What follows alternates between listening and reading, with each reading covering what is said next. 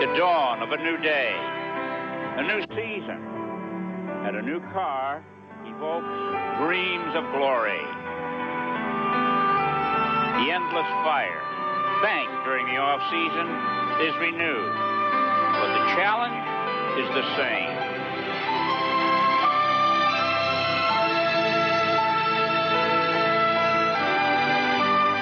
And the familiar tools provide some comfort during that endless quest for victory.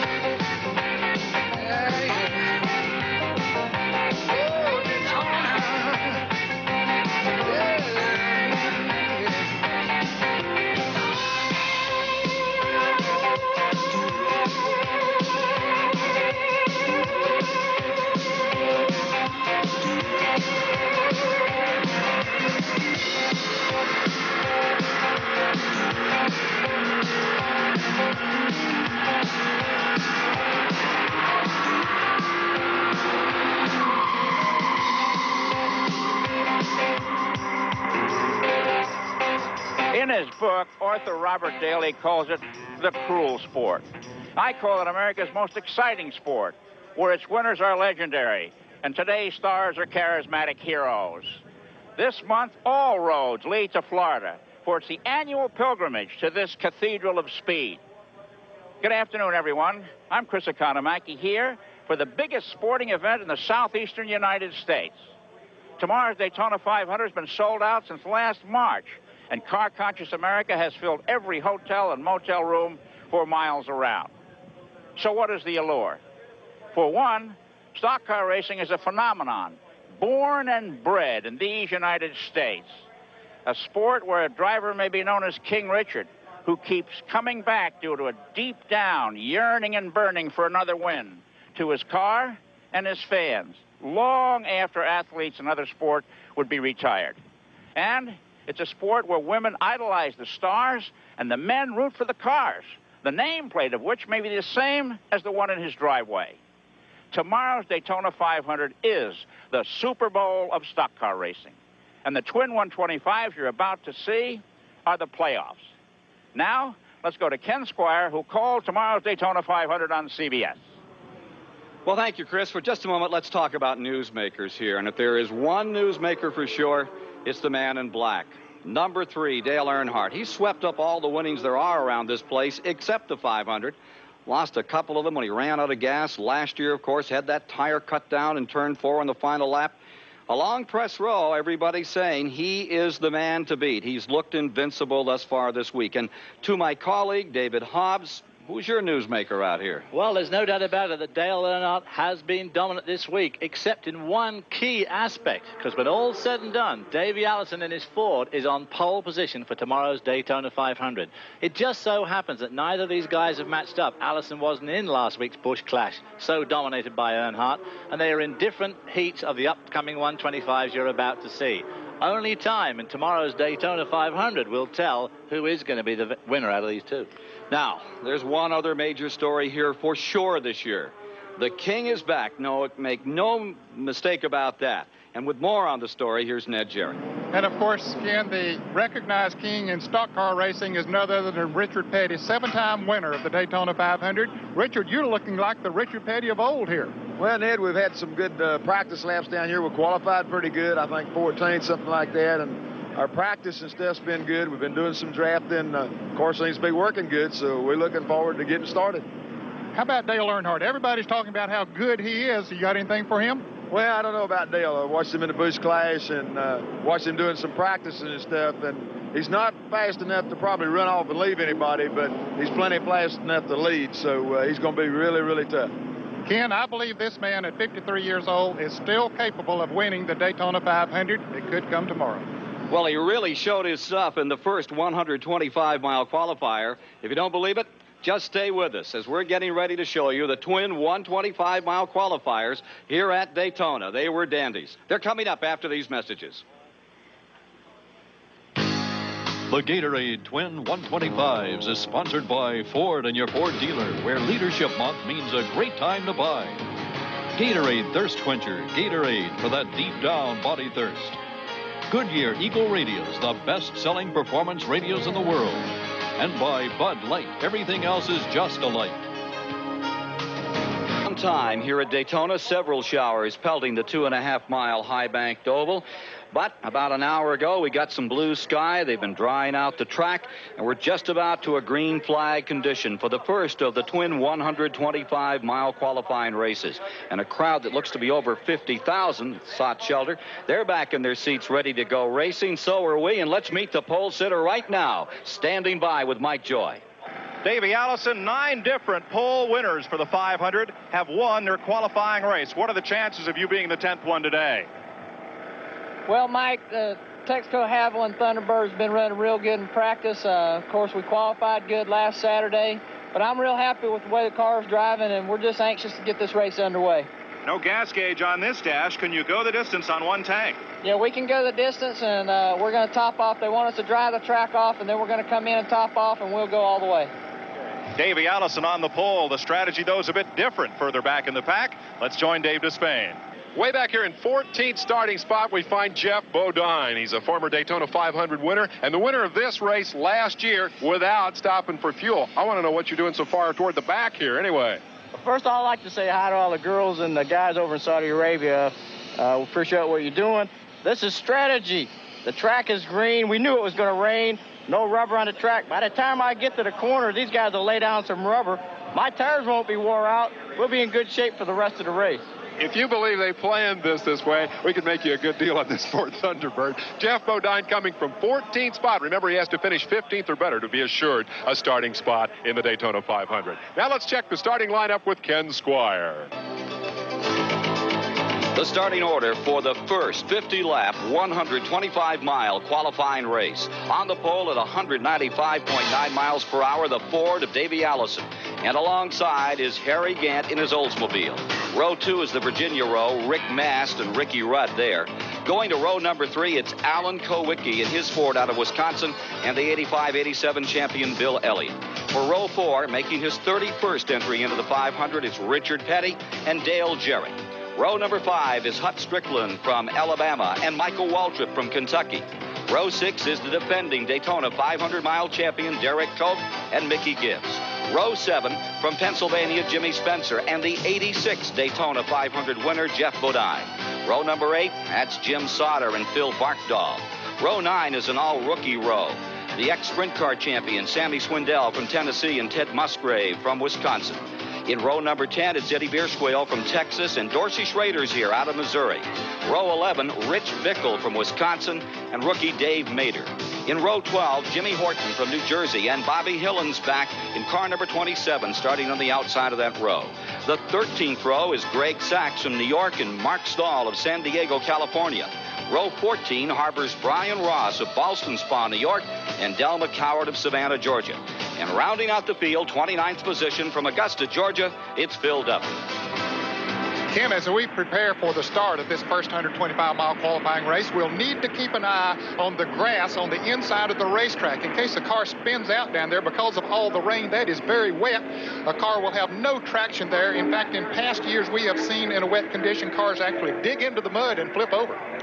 The other thing, of course, when they stay on the track, they're going to have to be very careful coming to pit lane because, as you can see, that is the only place on the track that is still wet. And we are expecting some of these guys to have to come into the pits because of the extended running they've done under caution. Additional risky business for 7 Fords, 8 Oldsmobiles, 7 Chevrolets, 5 Pontiacs, and 2 Buicks coming to the line, ready to take green. Pace car coming in. 125-mile qualifying races about to explode with Davey Allison and Harry Gant locked up in the front row. Chevy versus Ford, and on the break, it's the Ford of Davey Allison jumping out in front. Gant there seemed to be just bogged down just a little bit on that start. Davey Allison made a tremendous run there to the line. And on the outside, you saw Ricky Rudd making his run while Rick Mass drove the number 1 down to the inside. Now Gant comes back low in car number 33. Back straight away from Davey Allison's car, a view of those challenging him for the lead.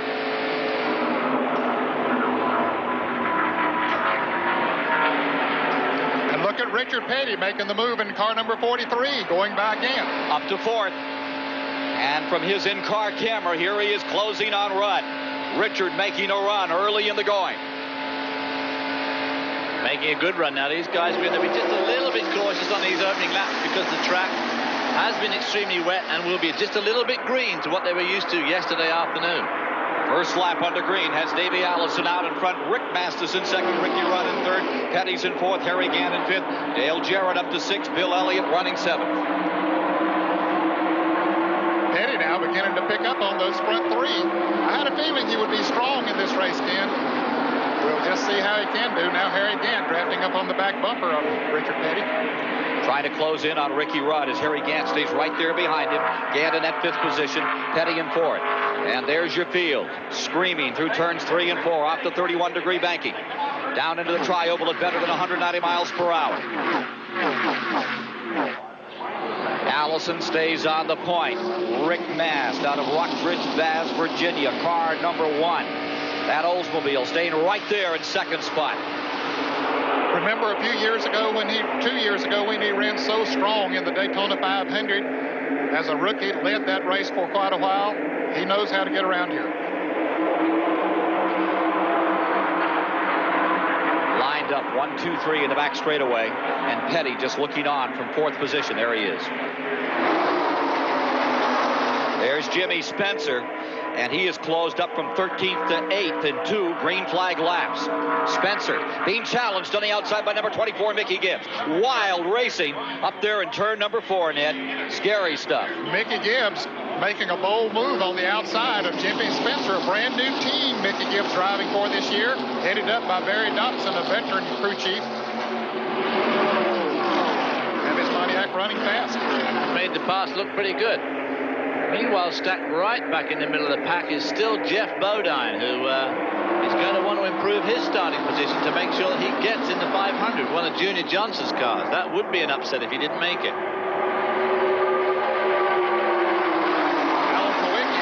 To make a pass, and it cost him a couple of positions. Kowick in the Army car number 7, and Bill Elliott had pulled out to make a pass, and it cost him a few positions. Hut Strickland's number 12, the Bobby Allison car, moving up through in that little confrontation. Alan Kulwicki there to see that one car out on the bottom of the picture there, still alongside, completely left out in the cold there.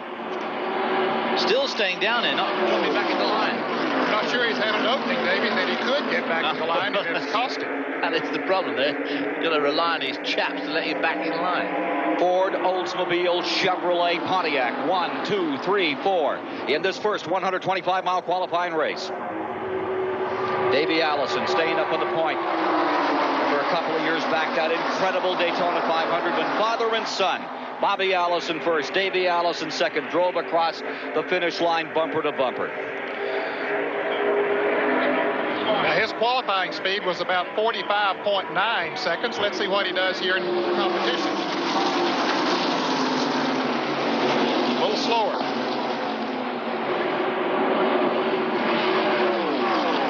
He's pulling a pretty good train back there, though.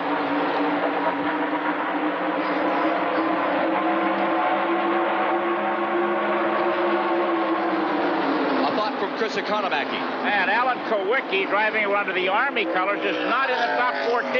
In fact, he's in the second echelon, where that group seems to be falling behind the leading runners.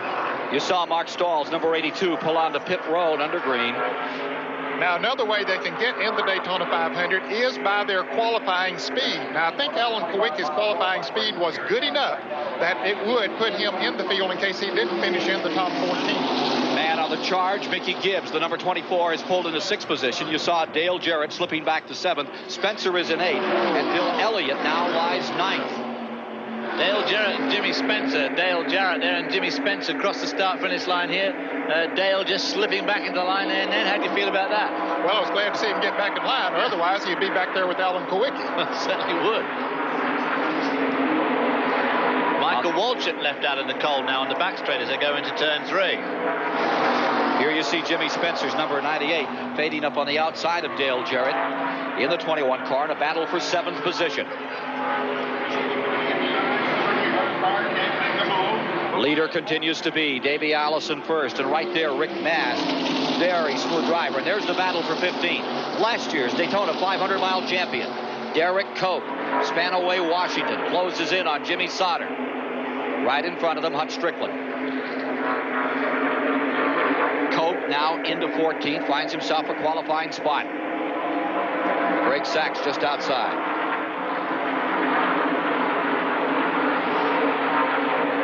Davey Allison continuing to set the pace, set the tempo in the first 50-lap, 125-mile qualifying race. Riding with Davey right there. Working methodically, just gingerly taking his car around what has to be a very difficult track, a green track. Poured on it today. No rubber to work with out here. Looking back from Davey Allison at Rick Mast, closing in on him for the lead.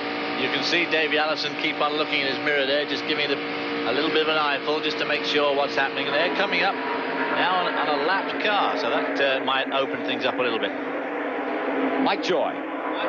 Ken, last year, Jeff Bodine won this race without making a stop for fuel, so most of the top teams figured they could go the distance. But the extra laps of caution to dry the track, and the teams figure one caution lap is worth one green flag lap when it comes to counting fuel mileage, may change their plans. But so far, all the upfront runners, including 7-time Daytona 500 champ Richard Petty, are planning to go the distance without stopping. Let's go up pit road to Dave Despain. And here the issue is tires. This 125-miler will be the best test this week of the mileage of these radial tires. They're perfect viewing stands for the race, but more importantly, these are long-wearing tires, longer than we've ever seen at Daytona. They were tried here in '88. They did not work, had to be withdrawn. The carcass of the tire has radial plies. They run this way rather than at angles underneath the tread rubber. How far will they run? That's the question that's going to be answered here this weekend. Some people feel that they can run the entire Daytona 500 on one set of left side tires. Let's go back to Ken Squire. 8 cars running in that lead draft. Here's the 82 slowing down on the inside, and Bill Elliott's having some trouble. There's 82 Stahl having a bit of problems, and here's 43 Petty trying for third spot. He has Rudd pinned on the outside. He comes with Harry Gant to the bottom of the track in the tri-oval. In the 18 degrees, Petty's there. He's up to third. Gant comes with him. The King is coming back. Stay tuned. Endings after 23 laps with Allison out in front. Rick Mast in second spot. Richard Petty third. Harry Gant is in fourth. And Ricky Rudd holds the 5th position. The King, Richard Petty, following Rick Mast and Davey Allison. Down the back straight. Lowering sun this afternoon. You can see the sun really shining now.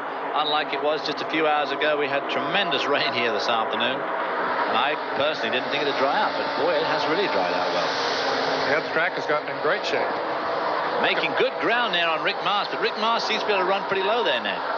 Yes, he's staying right down on the inside of the racetrack. That gives you an idea of just how strong this sun is, too. As the day progresses here, the sun gets very, very low here. That hose over Richard Petty's shoulder, now he wears the full-face helmet. Richard Petty has a problem with carbon monoxide, and he has a fresh air intake to try and give him a permanent supply of fresh air inside that full-face helmet. Yeah, he has a filter on there that'll filter out the carbon monoxide. Yeah. Now he's moving in on Mast. Now those front 5 cars have totally driven away from the 6th, 7th, 8th, 9th, 10th, and 11th place cars.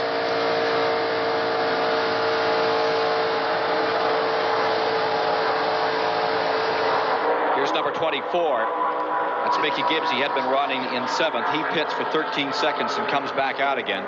Well, that could be a costly pit stop for him, Ken, at least as far as finishing in the top 14. Now, he's getting out in front of the leaders, but will he get his speed up before they come by? He still is in the lead lap. But as we watch Davey Allison, you can see he was on the left side of your screen there. Davey Allison bearing down on him, and Allison has his speed up, so they will pass him down the backstretch. He came in slowly. They're lapping him right now.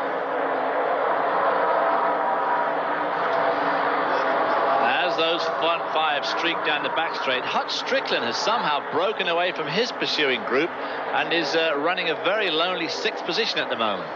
Yeah, Hut has a very fast race car. Mike Joy. Ken, Derek Cope's got a tough decision to make. You know, on the highway, when your car gets a wheel out of balance, you might lose one of these little weights on the tire. That's probably what's happened to Derek, so he's bumping and thumping around out there. But as long as he's running 14th and in a qualified spot, crew chief Buddy Parrott can't afford to bring him in. So Cope's just got to ride and rattle it out. Vibrations in racing cars are one of those things that I personally never, ever liked at all, because you never, you know, you think it's a wheel weight off, but I mean, it could be something else. It could be something serious. Yeah, you really don't know what it is. A thought from Chris Economac. Well, high in my perch here, overlooking the pits, I can tell you it's pretty windy out here today. The flags are standing straight out, and the wind is pushing them right down the backstretch. It's directly on the rear bumper. And looking at the in-car shot of Petty, I see he's jiggling that wheel back and forth. Perhaps Ned can tell us if the wind is making him do that. Yes, the wind will certainly make you do that, because it'll move the race car around on the track. And in fact, you're steering all the time. Here's Alan Kulwicki in the Army car, number 7. Alan just not running as good here as he had hoped to today. He's running in 13th position. 14th is Cope, and on the bubble is Barkdahl in the number 73 car. Phil Barkdahl is in the 73 on the bubble in 15th. Just behind him is Derek Cope. Kulwicki, probably a victim of circumstance at the moment, one of the strongest runners in Winston Cup racing, and he's having an awful job finding a proper sponsor for the 1991 season, which is pretty unusual.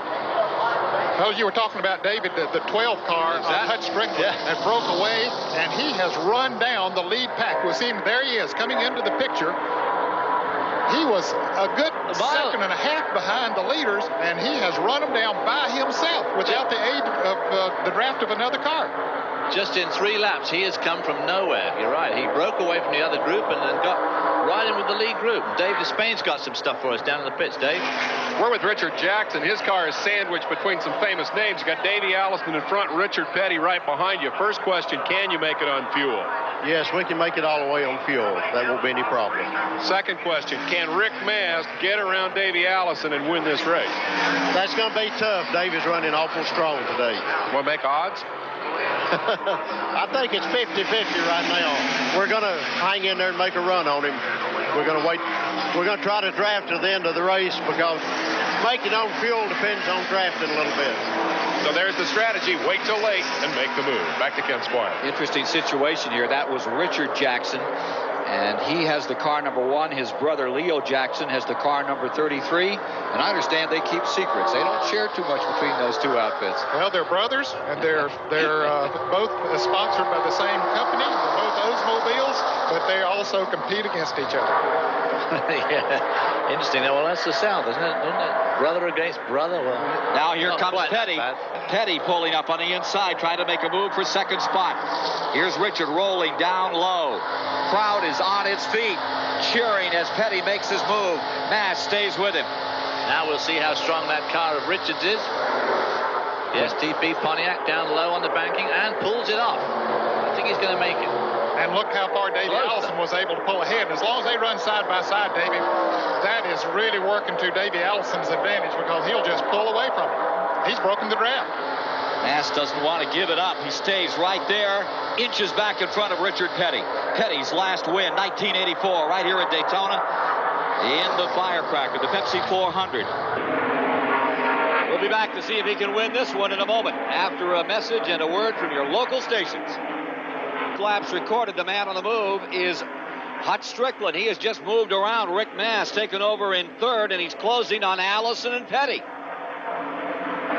He's got a lot of running to do and not much time to get there. Boy, what an incredible effort, though. Just 5 or 6 laps ago, he was all on his own back in like 8th place. Hutch Strickland looking to make himself some history today.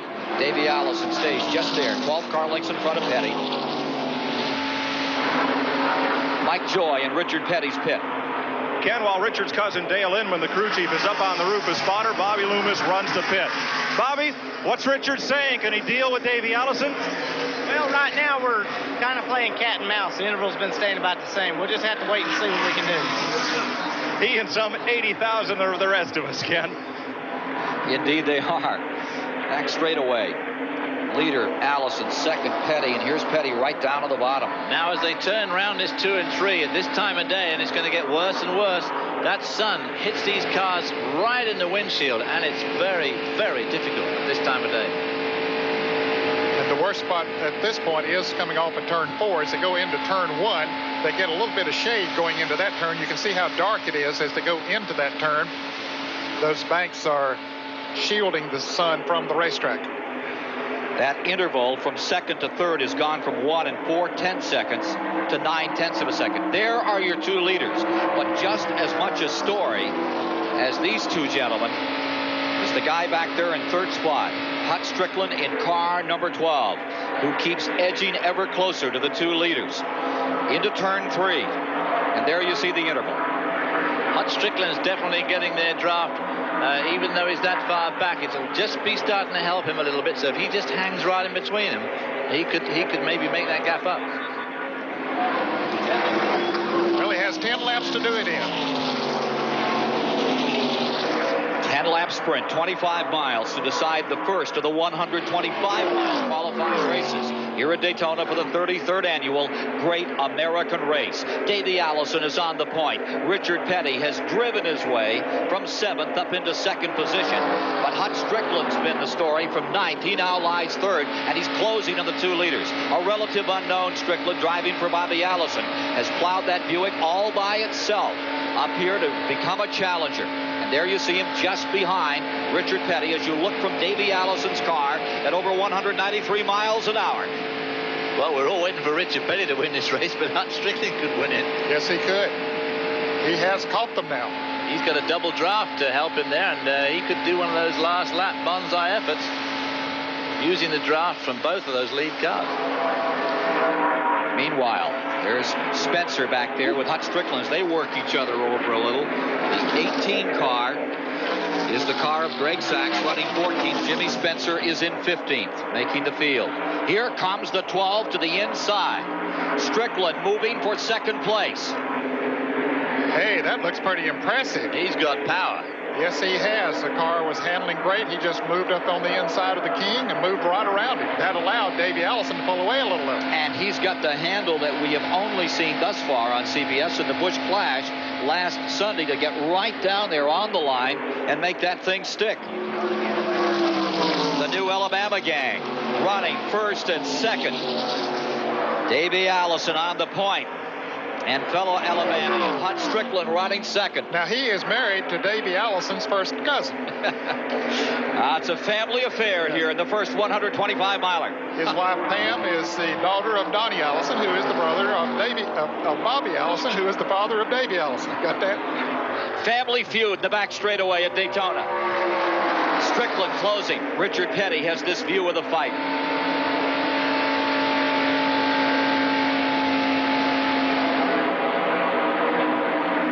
That car of Hut Strickland's looks unbelievably strong. Tries to go down the inside of Davey Allison. Second thoughts about it. How about mileage here? Ford better than Buick? I don't know. Really, Hut has had to really drive hard and keep that car wide open all the way to come from where he was to get up here. So certainly he has burned as much fuel as Davey Allison. I think it'll depend a great deal on the jetting and the carburetor, which one is able to run fast with the leaner jets in the carburetor. So who knows? What did we get? 5 laps before they put them under green?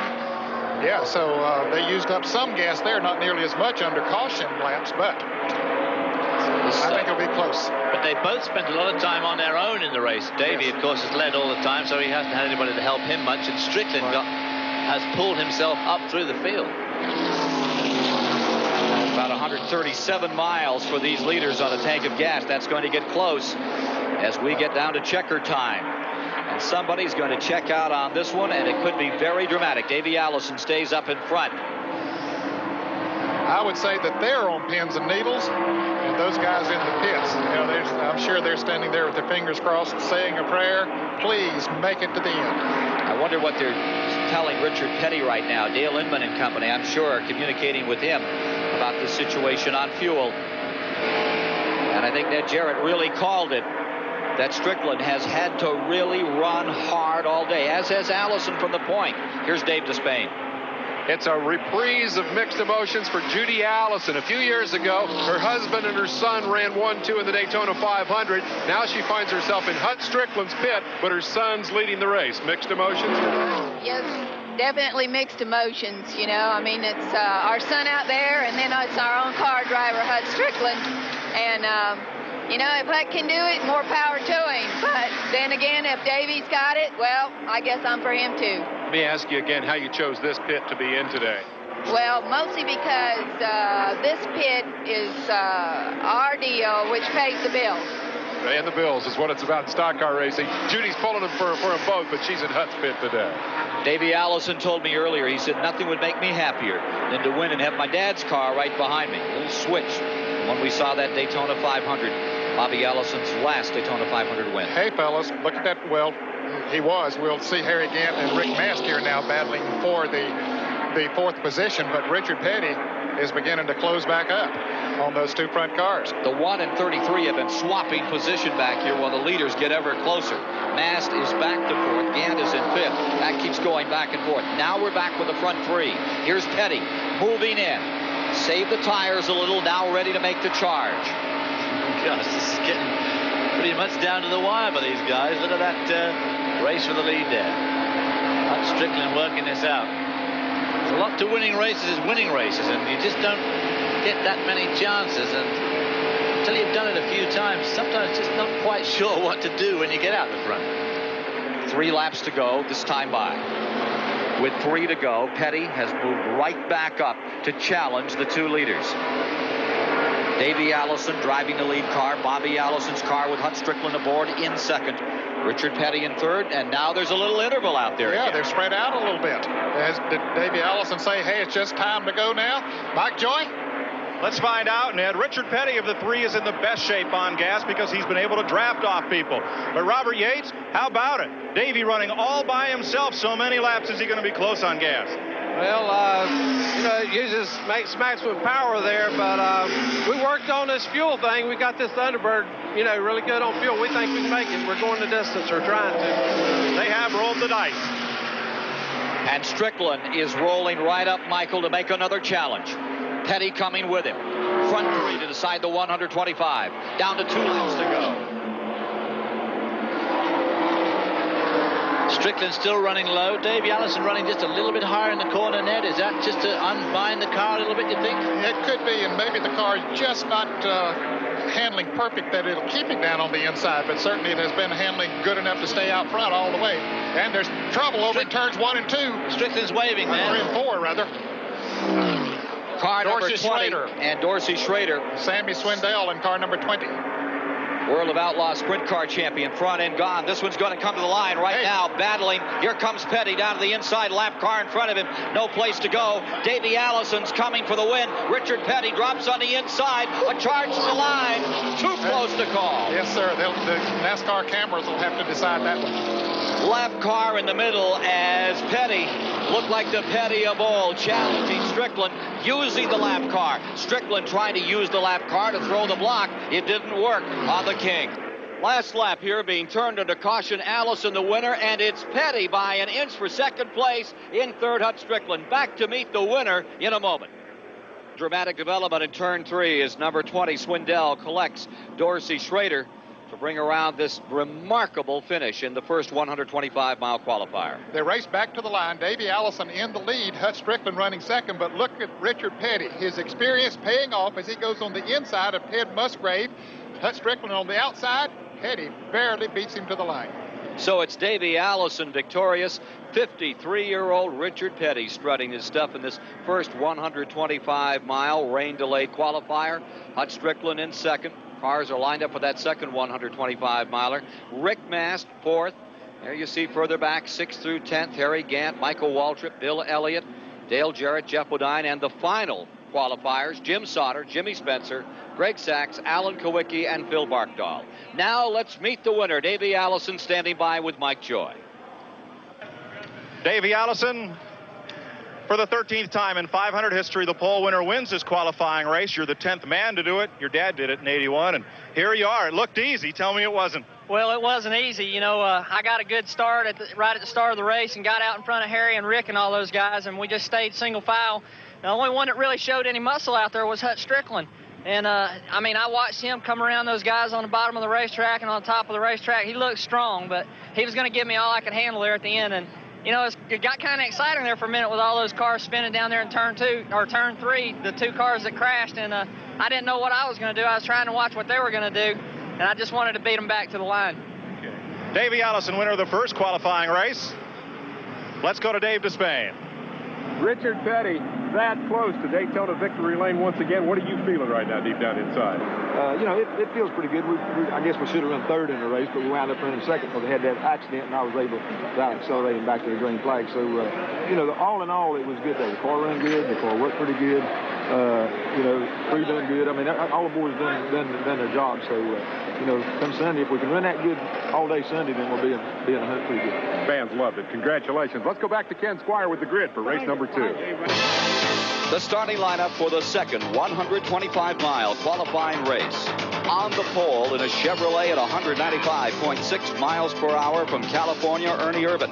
And alongside, driving for Junior Johnson this year, it's Sterling Marlin in his Ford.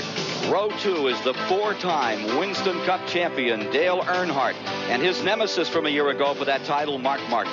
In row number 3, it's the 1989 Daytona 500 winner, Darrell Waltrip, and from Upland, California, Joe Ruttman. Row 4, twice a runner-up in the 500, Terry Labonte, and the 89 Winston Cup champion, Rusty Wallace. In row number 5, it's Dick Trickle and Kyle Petty. Row 6 harbors Morgan Shepherd and Chad Little. In row 7, the only rookie in the field, Bobby Hamilton and Dave Marcus. Row number 8 from Prospect, Kentucky, Rick Jeffrey and Ken Schrader's back there. Row 9 is Robbie Gordon, a new talent out of Los Angeles, California, and Jimmy Means of Huntsville, Alabama. Row 10, Rick Wilson of Bartow, Florida, and Chuck Baum, the defending Grand National champion of NASCAR. Row 11 is the 1980 winner of the 500, Buddy Baker, and Gary Ballou of Miami. Row 12, Bill Parsons out of Detroit, and Brett Bodine.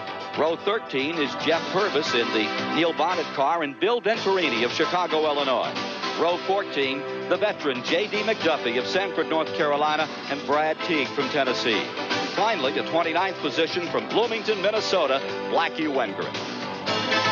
Sterling Marlin has called this race the A-Main, and indeed it is. Earnhardt, Marlin, Martin, Waltrip, Labonte, Shepherd, Rusty Wallace, Ernie Irvan, all ready to roll here. Tough contenders matching each other as they come to the line to start the second 125-miler.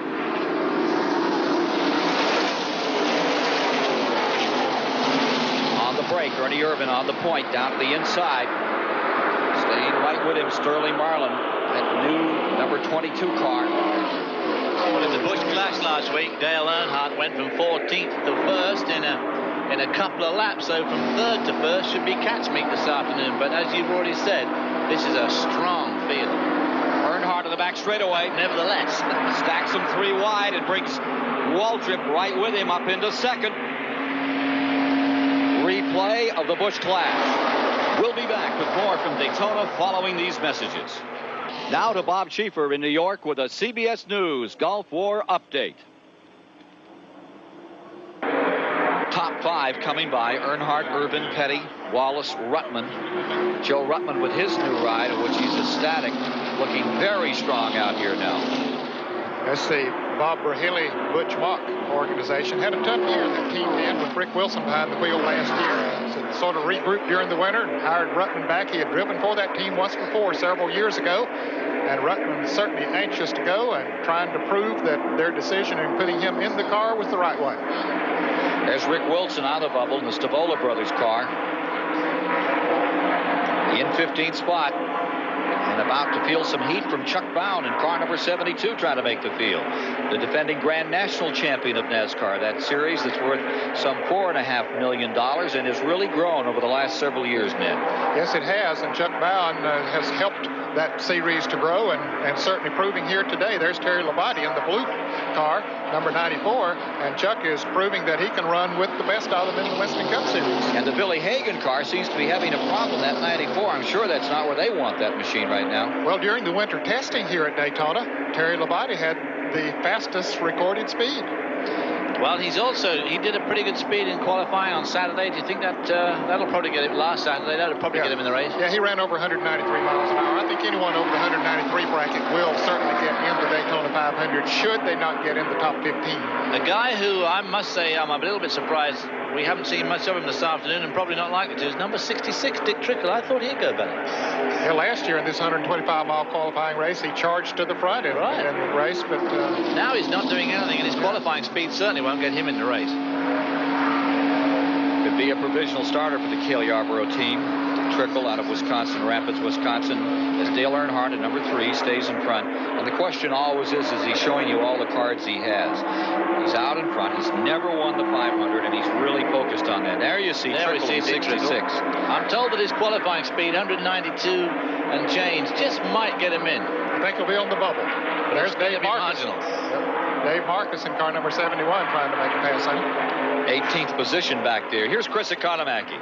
Well, Dick Trickle is right behind Robbie Gordon, the famous off-road youngster who has switched to oval track racing for the factory Ford team. He's not in the race yet, but he is ahead of veteran Dick Trickle and old-timer Dave Marcus. He's coming right along, this kid Gordon. You're going to hear a lot about him in time to come. Good off-road racer. I think the Ford folks have a lot of hope for him in the future. Meanwhile, that's one of Junie Dunleavy's cars, of course, a man who's been around NASCAR racing and who I drove for at Michigan many years ago. Many years ago, right. More years ago than any of us will remember. They had those skinny little tires. Yeah. No power steering. I was a skinny little guy. Chevrolet in first. Chevy in second. Pontiac third and fourth. Oldsmobile in fifth in that front five. And there you see them. With Earnhardt, Urban, Petty, Wallace, and Ruttman continuing to be the quintet up in front. Kyle Petty's number 42. Felix Zavada's car looking very good at this time. Now, you're wondering if Earnhardt is showing his hand totally right now. I'm not sure that Ernie Irvan in car number 4 and Kyle Petty in 42 are showing their hand either. I think they're content to sit there and draft for a while, conserve that fuel, and then the last 10 laps try to show what they have. Darrell Waltrip, after that rush of blood to the head when he went around side those guys on turn 3 and 4, is definitely losing ground on that leading bunch now. And in fact, he's being pulled in by Sterling Marlin in the 22 car. Waltrip back in 6th place now. A little separation here. Waltrip is slowing down in 6th position. Going off the pace a bit. Car number 17. Well, I don't think that he has backed off the gas to slow down. I don't think the car is handling exactly the way that he wants to. We'll watch him as he goes into the turn. Well, we're going to. There he is. He's able to keep the car low on the racetrack, which is more of a sign, David, of the car maybe being a little loose, if anything, because if it was pushing, it'd want to ride up the banks in the turn. Yeah. Hard to tell, too, how his straight line speed, because with the restrictor plates on here at Daytona and Talladega, it's a fine line to get that engine just working right. But he is falling back into the clutches, no question of that, of Sterling Marlin in 7th position. There's the 72, that's Bound, and we're told right now that Chuck Bound is on the bubble. He's been here before to try to qualify for the 500. Here's Dave Despain. Got trouble in turn number 4. Car slamming into the wall. It looks like Brett Bodine. Brett Bodine's car out of control up in turn number 4. Well, he hit that inside wall very hard, Ken. That's the Kenny Bernstein entry. And you can see the wet grass that he slid back across. But he had already made the impact on the inside. Now they'll race back to the start-finish line. We see Earnhardt going into turn 3. Of course, the spotters and the NASCAR officials have told them where the trouble is, and there is running room on the outside of them, of Brett Bodine's car. But now they're slowing down. They will not race back to the flag. They're just going to slow down here. Somebody's trying to race to the flag. Yeah, that's a car trying to get a lap back, isn't it? Indeed it is. Phil Parsons getting a lap back as they come to the line. Brett Bodine's Buick lies destroyed just at the top of the tri-oval. Here's how it happened. The yellow car, Bobby Hamilton, just barely touches Brett Bodine, sends him out of control into the outside retaining wall, and then he hits hard on the inside retaining wall and then slams back out towards the racetrack. There we see him coming off the wall. It looked at one stage as if he might stay stuck to that wall. The rear of the car touched, then the front, but it was not to be. Bounced off, then slides across this asphalt, losing speed, but still, as you say, hit that wall very, very hard. Luckily for him, that wall's about 100 feet further back from the track than it used to be. Scrubbed off some speed on the outside wall. He had moved from 24th up to 11th position. Let's look again at regular speed at what happened to Brett Bodine in the Kenny Bernstein number 26.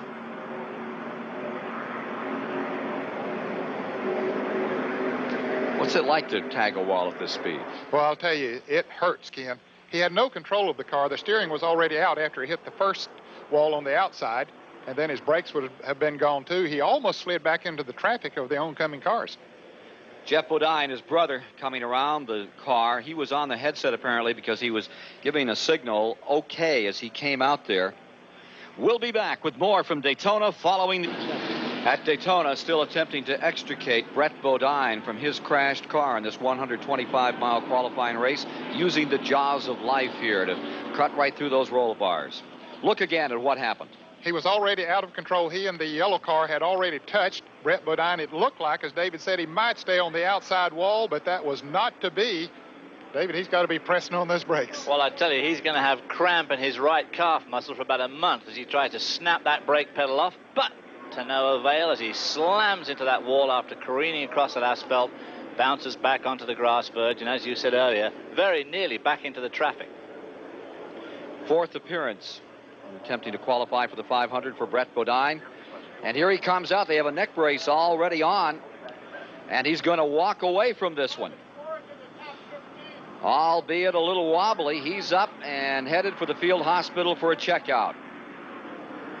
There's his brother, Jeff Bodine, with Brett Bodine, getting away from what looked to be a nasty one here. Seems to be all right. A precautionary measure with the neck brace. I'll bet we'll see him in the Daytona 500.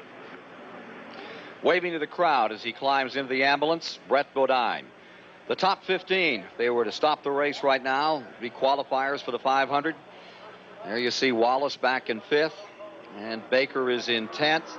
And 15th, the man on the bubble, Gary Ballou. Ready to take green. As they come to the line, they will have completed 30, 20 to go, 50 miles to decide the second 125-mile qualifier after the serious yellow flag thrown out for a crash by Brett Bodine.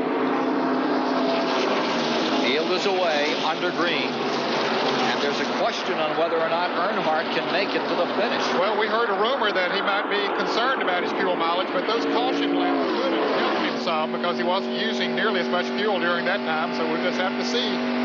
Of course, it's not time yet for him to run out. It would be near the end of the race if he did.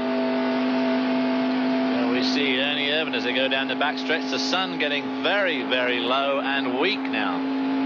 Night is definitely moving in here on Daytona as Mark Martin, number 6, goes down the inside of Kenny Schrader. Gives you an idea of how close these guys race together. Sterling Marlin on the outside, the number 22 car. Joe Ruttman down on the bottom. Sun. Look how much that car moving around. They get together. A lot of smoke there. Sterling Marlin hit the outside wall and Joe Ruttman. That battle is for 6. Ruttman and Marlin squabbling. Just in front of them, you see Waltrip in 5th, Wallace is 4th, Kyle Petty 3rd, Ernie Irvin in 2nd, and up front Earnhardt. Ruttman and Marlin side by side there, holding all these guys that we're back with Mark Martin there, holding all those guys back. Meanwhile, the front group are streaking away from them. Schrader looks like he's electing to go with Marlin on the outside. Here comes Martin up through in the number 6 car. There's Buddy Baker down on the inside in car number 8. Lifting off there, Mark Martin's car. You can just hear him lifting a little bit. Is that push that you were talking about earlier on there? Yeah, I think so. He had to lift just a little bit coming off of that turn to get it to turn. Buddy Baker down on the inside in car number 88. Baker going for 9th. Bobby Hamilton, the 68 car there, not knowing which one of those cars to pick up with. Obviously should have gone with Buddy Baker. Yep. Baker made the pass on Mark Martin. We support our troops. Our number 88, the Marine car, Buddy Baker. Buddy Billy Baker making good ground there on Ken Schrader. Ken Schrader so strong last year in the 125 mile and qualifying. A disappointing 500, but he wants to get initiated. And there's trouble on pit road. Dave Marcus has come into the pits and crashed into the, looks like maybe to the inside retaining wall. You could hear a tire explode on car number 71. He has the Coast Guard car. One of the left side tires blew as he came into the pits. No caution on the track. This is on pit road. 1976 winner of a 125-mile qualifier. Dave Marcus will continue to work on that car as if they think they might get it back out again. Meanwhile, here you see the 75 car down at the bottom and wheeling around the outside. Sterling Marlin is getting himself 6th position. Joe Ruttman falling back into the clutches of Mark Martin. And he's getting all, and it looks like he got tagged by the Schrader car there as they came through the corner. Came awfully close. Bobby Hamilton, the rookie, in the Oldsmobile, the bright car number 68 we see there, doing a good job of hanging with those cars. He had dropped back and was in there with Brett Bodine before the caution came out. Now hanging with those leaders. Joe Ruttman putting on a good display too, with a new sponsor and a new team, and Ruttman, a guy that's been up and down a bit in NASCAR racing, obviously trying to make a good effort in today's race, but of course the all-important one is the 500 on Sunday.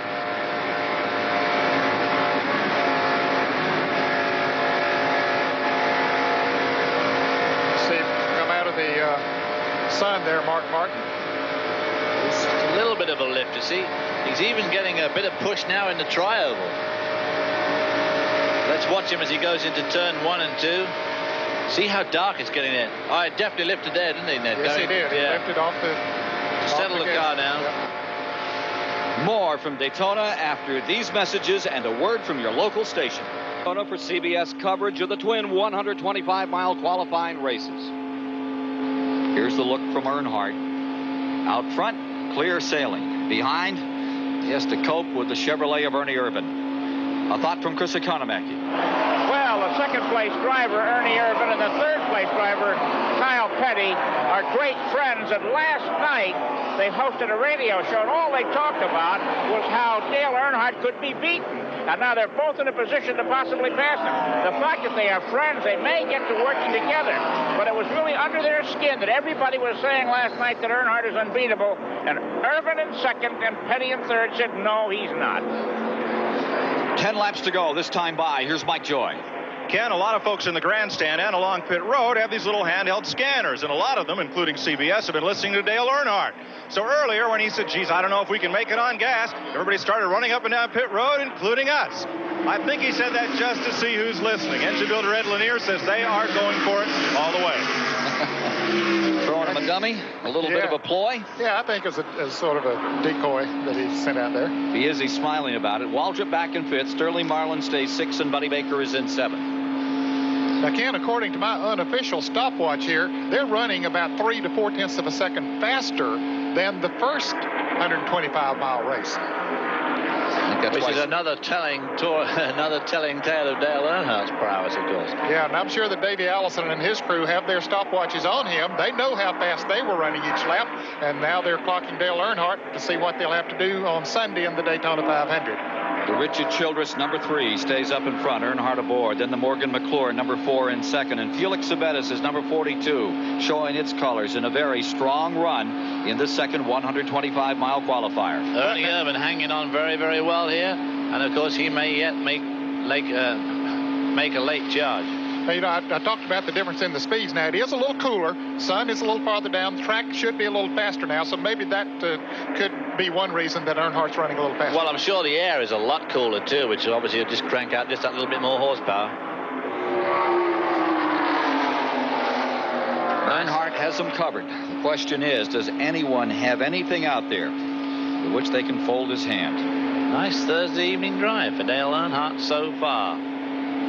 Question is, are we seeing everything that Earnhardt has, or is he saving just a bit for Davey Allison on Sunday in the Great American Race? Well, it's my opinion that he's saving just a bit. Really? He didn't save much of the first 2 laps either. Here comes Ernie Urban ready to challenge. It's Chevy against Chevy. Wide ovaling just a bit. Earnhardt to contain any effort is going to be made off turn 2, which isn't a bad place to pass. No, as a matter of fact, now with the restrictor plates, you just about have to make your move, especially if you're going to do it on the last lap, coming off of turn 2 and get the momentum going into turn 3. You can't wait like the old days coming off of turn 4 and make the slingshot rush. Turn 4's history for slingshots now. That's a dead sure. Yeah, absolutely. Don't have that horsepower now.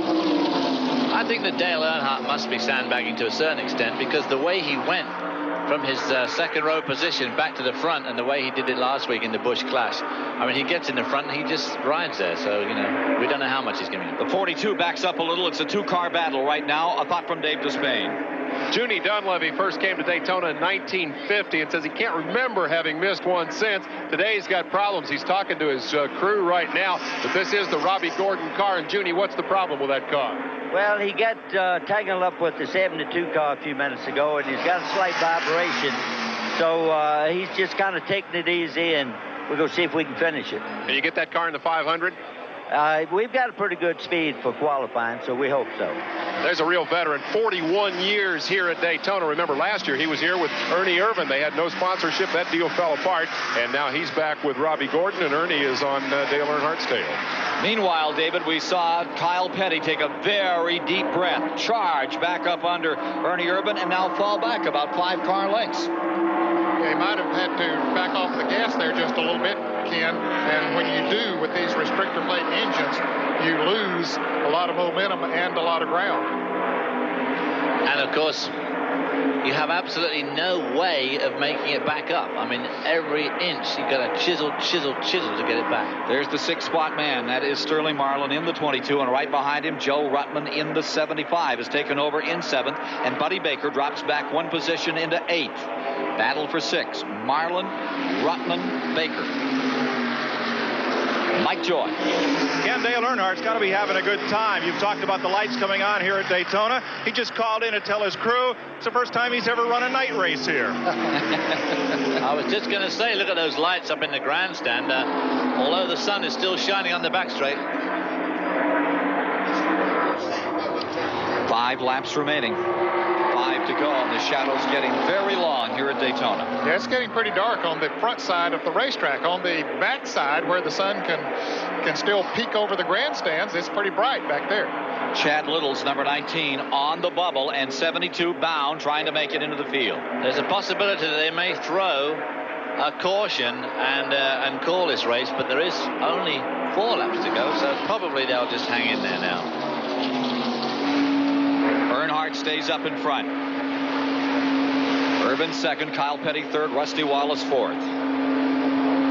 And in the 5th place is Darrell Waltrip. Sterling Marlin is 6th. Joe Ruttman 7th. Buddy Baker 8th. Mark Martin 9th. And Bobby Hamilton, the rookie, up in 10th place.